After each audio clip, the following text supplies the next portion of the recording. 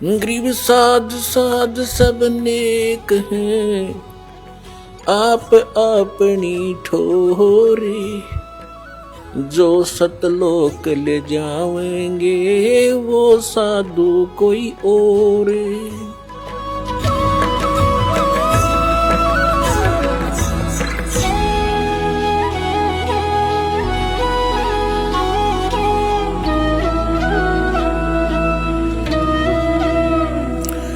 सतगुरु आए दया करी, ऐसे दीन दयाल।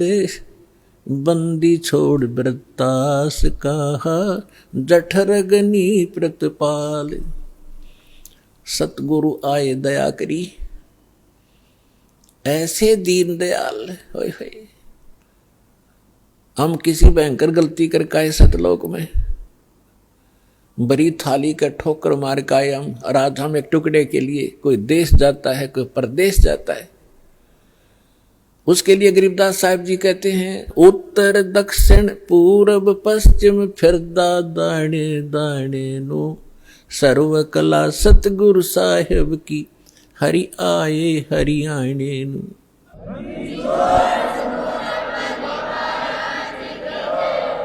अपने आत्माओं, जो गुरु बचन पर डट गए कट गए फंद 84 के। भाई जो गुरु बचन पर डट गए कट गए फंद 84 के। भाई जो गुरु बचन पर डट गए कट गए फंद 84 के। कट गए फंद 84 के, कट गए फंद 84 के। भाई जो गुरु बचन पे डट गए कट गए फंद 84 के।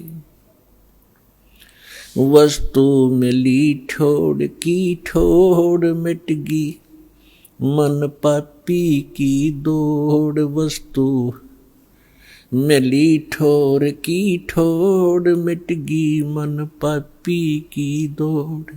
ये भरम मिटे मथुरा काशी के, भरम मिटे मथुरा काशी के। भाई जो गुरु बचन पे डट गए कट गए फंद 84 के। पुणात्मा, गुरु का वचन पालन करना इस भक्ति मार्ग में अति अनिवार्य है। और गुरु केवल वही ज्ञान और वही आदेश देता है जो आपके हित में होते हैं। एक भक्त कह रहा था जी,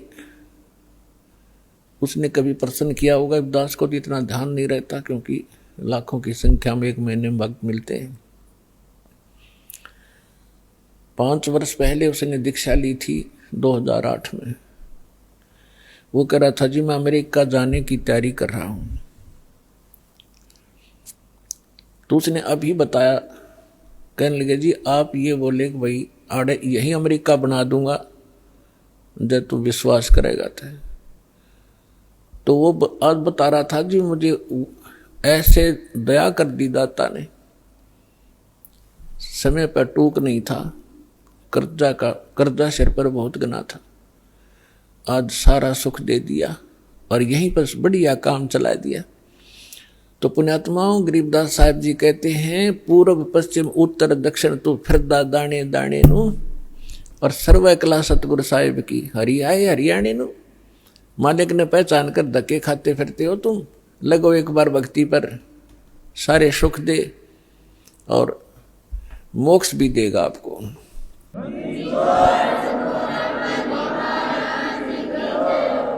पुण्यात्माओं, सबसे पहले हमने अपने लाल की परख करनी होगी कि जिस लाल को हम लिए फिरते हैं ये वास्तव में लाल है भी कि नहीं।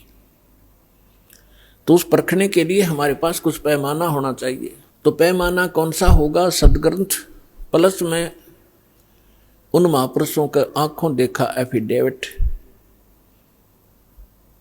कि परमात्मा जिनको मिले। तो आज आपको एक झलक परमात्मा की सुनाएंगे।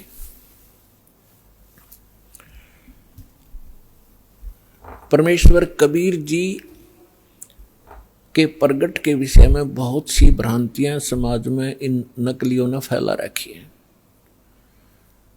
क्या फैला रखी है कि कबीर साहब किसी विधवा ब्राह्मणी के घर कोख से जन्म हुआ था, वो शर्म के मारे बाहर डाल आई। ये बकवाद है और उन दुष्ट लोगों की बनाई हुई कहानियां हैं जो भगवान से हमें दूर रखना चाहते थे, लेकिन वास्तविकता इसके बिल्कुल विपरीत है। परमात्मा स्वयं कहते हैं, अवधू अवगत से चला आए, मेरा कोई भेद मर्म ना पाया। ना मेरा जन्म ना गर्भ बसेरा, बालक बन दिखलाया। काशी नगर जल कमल पडेरा, तहां जुलाहे न पाया। मात पिता मेरे कछु नाही, ना मेरे घर दासी। जुल्हे का सुत आने कहाया, जगत करे मेरी हासी। स्वयं परमात्मा ने आके बताया कि मेरे कोई माता पिता नहीं थे और किसी कारण से मैं प्रत्येक युग में अपने बच्चों को संभालने के लिए ये लीला किया करता हूँ। परमात्मा प्रत्येक युग में ऐसी ही लीला करते हैं। कमल के फूल पर आकर शिशु रूप धारण करते हैं। एक सतिथि इनकी ऐसी है यहाँ आने की, और वैसे जब चाहे कभी भी एक साधु रूप में, अन्य रूप में कभी प्रकट होकर के अच्छी आत्माओं को मिलते हैं, उनको ज्ञान देते हैं। तो जब परमात्मा कलयुग में आए सन 1398, संवत 1455, ज्येष्ठ उत्तरते की पूर्णमासी, ज्येष्ठ सुधी पूर्णमासी को ब्रह्म मुहूर्त में, ब्रह्म मुहूर्त होता है सूर्य उदय होने से 1.5 घंटा पूर्व, सतलोक से आए मालिक और एक शिशु रूप धारण करके और नीचे को गति की।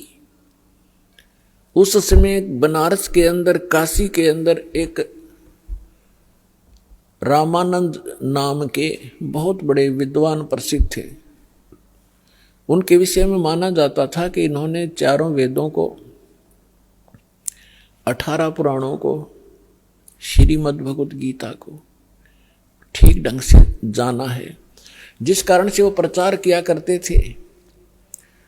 और उन्होंने 1400 ऋषि शिष्य बना रखे थे, जो उनके द्वारा बताए गए ज्ञान को आगे जनता में प्रचार किया करते थे।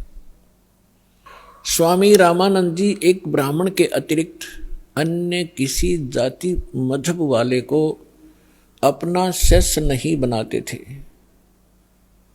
अन्य को वो एक हेय समझते थे, अपने से घटिया मानते थे।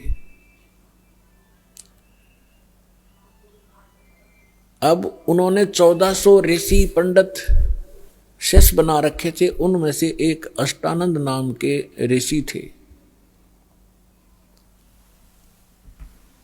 और वो प्रतिदिन एक लहर तारा नामक तालाब था, आज भी है, लेकिन अब तो वो सिर्फ एक यादगार रूप में ही रहा है। और उस लहर तारा तालाब, उसका नाम कैसे पड़ा? गंगा दरिया का जल वर्षा के दिनों में जब फुल स्विंग पर चलती है तो गौ घाटों के ऊपर से वो ओवरफ्लो होकर लहरों के द्वारा उछल उछल कर एक बहुत बड़ी झील में समा जाता था, भर जाता था। उसको लहर तारा नामक तालाब कहने लगे।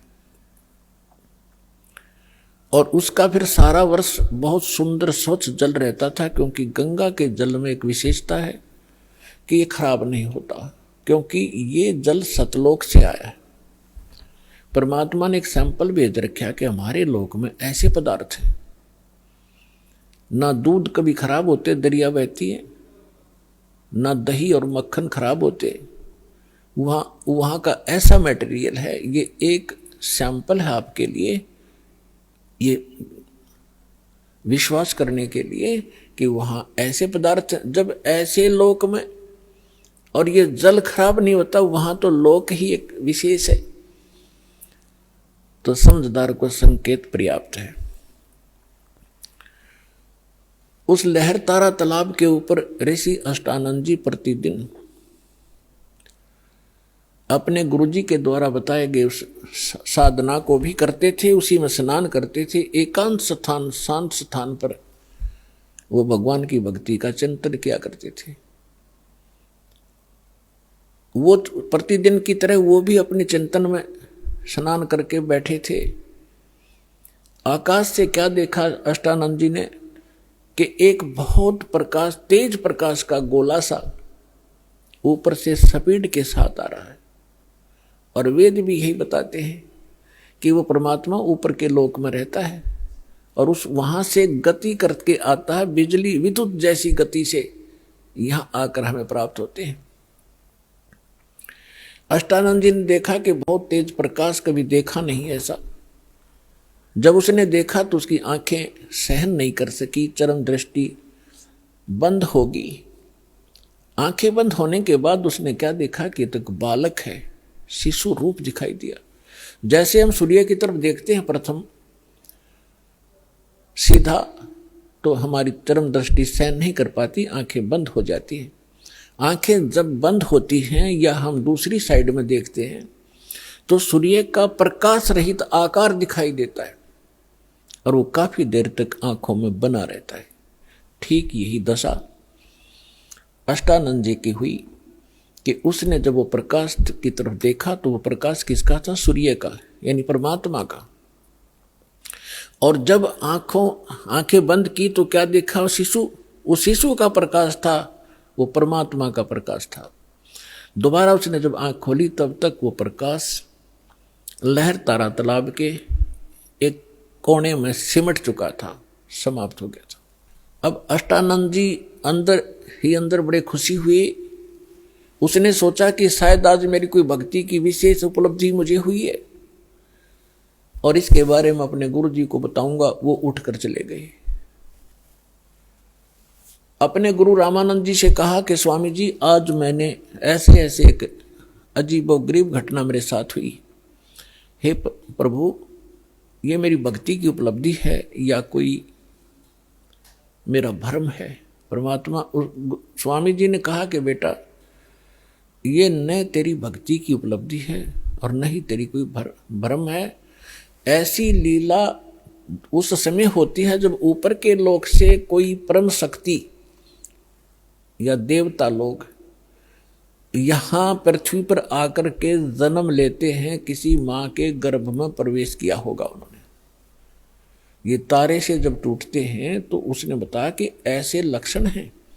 और वो कुछ दिनों में यहां इस काशी बनारस में किसी मां से जन्म लेकर के वो दिव्य शक्ति अपना कोई कार्य करने के लिए ऊपर के लोगों से आते हैं। अब जितना स्वामी जी ने ज्ञान था अपने शिष्य का समाधान किया, शिष्य संतुष्ट हुआ। अब इन ऋषि महर्षियों ने वही भगवान देखे हैं जो मां से ही जन्म लेते रहे। श्री राम, श्री कृष्ण और बाकी 18, 25 जो 8, 9 जो बताते हैं, ये ऐसे आते हैं। लेकिन ये भगवान वो है जो कभी मां से जन्म नहीं लेता, सबके जन्मदाता है, सबके विधाता है। उधर से नीरू और नीमा नाम के 2 पति पत्नी थे मुसलमान। वो उसी जीवन में ब्राह्मण भी थे, उसी जन्म में वो ब्राह्मण थे। गौरी शंकर पुरुष का नाम था, सरस्वती उसकी पत्नी का नाम था। गौरी शंकर भगवान शंकर के बहुत ज्यादा उपासक थे और नेक आत्मा ब्राह्मण थे।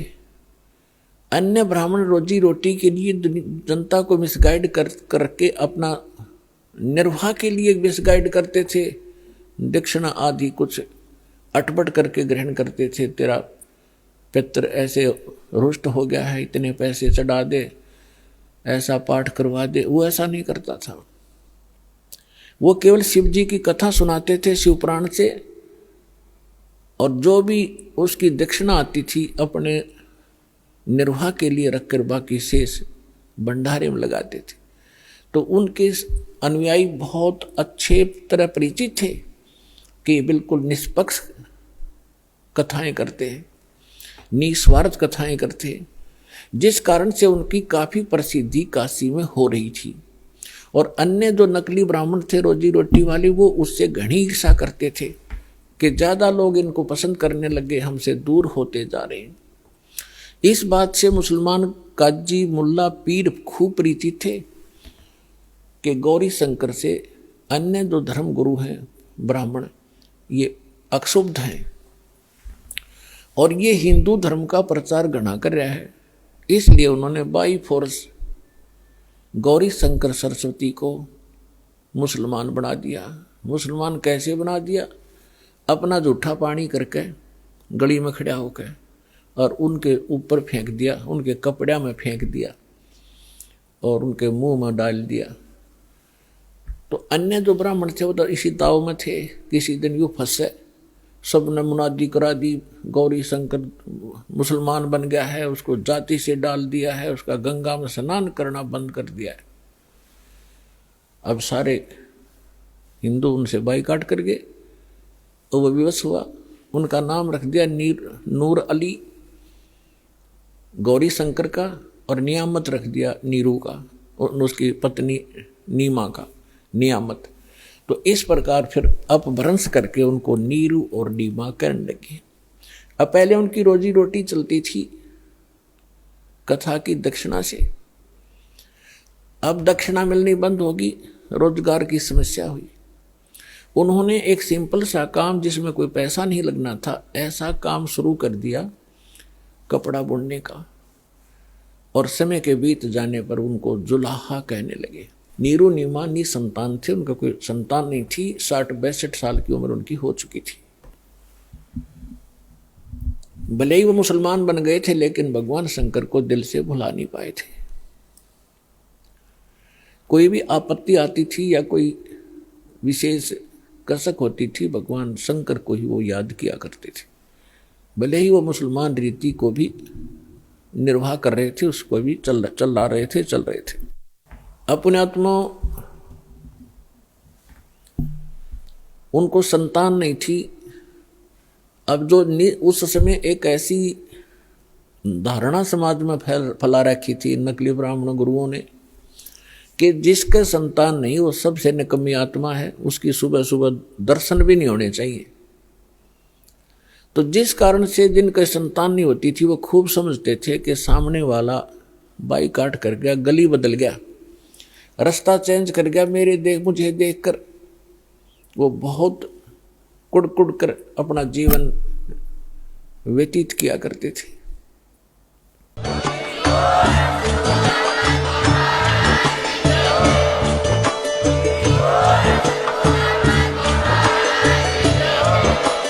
आप सुन रहे थे जगत गुरु तत्वदर्शी संत रामपाल जी महाराज जी के मंगल प्रवचन। अधिक जानकारी के लिए विजिट कीजिए हमारी वेबसाइट www.jagatgururampalji.org। संत रामपाल जी महाराज जी के शुभ आशीर्वाद से पूरे विश्व भर में 500 से भी ज्यादा नाम दीक्षा केंद्र हैं, जिन पर संत रामपाल जी महाराज जी द्वारा ऑनलाइन निशुल्क नाम दीक्षा दी जा रही है। अपने नजदीकी नाम दीक्षा केंद्र का पता करने के लिए संपर्क करें 8222880541।